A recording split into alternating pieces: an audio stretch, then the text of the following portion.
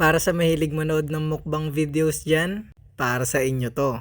Nga lang, di ko sure kung nakakatakam, pero mukbang. Basta mukbang.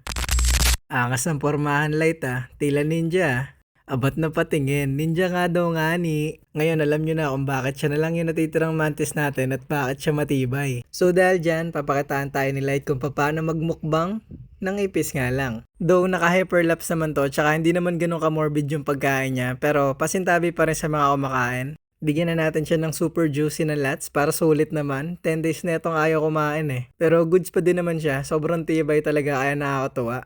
Pakita mo kung sino ka Light.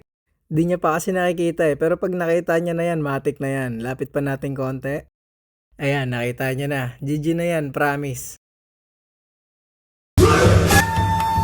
Ay sorry, nagplay yung sa Naruto. Pinasukan tuloy ng Ninja Instinct Try natin, sapa.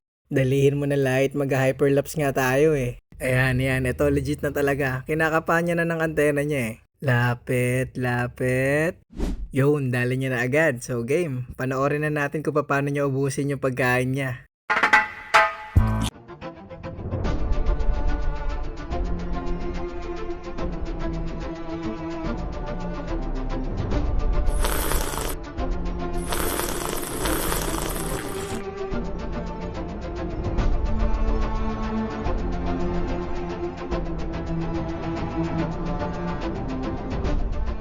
Nice, 'di ba? Hanggang sa last drop talaga kakainin niya. Kaya bihira lang gamin mga enclosure ng mantis Kasi wala nang lalanggamin, inubos na nila. Grabe. So okay na tayo kay Light. Pinakitaan niya na kung paano magmukbang ang mantis. Dito naman tayo kay Namisan.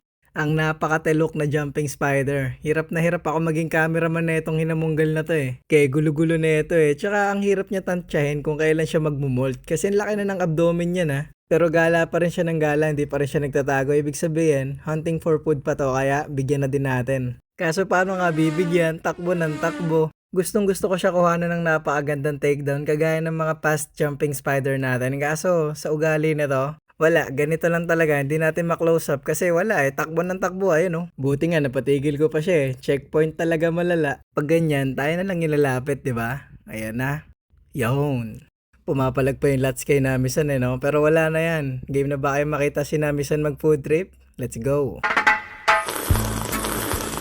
De, joke lang. Walang food trip ang magaganap kay Namisan. Sisipsipin nyo lang naman yan Ang tagal pa pati. Di kagaya nung sa Mantis, 25 minutes lang talaga ubos agad Binigyan lang talaga natin ng food si Namisan para makapag-molt na siya. Tapos, konting pa-cute na rin. Ayan Wait nyo pa yung next molt nito. Nako, mas cute pa yan, promise. So I guess that's it. Feeding lang talaga ni Light siya ni Namisan for today mga Lodi.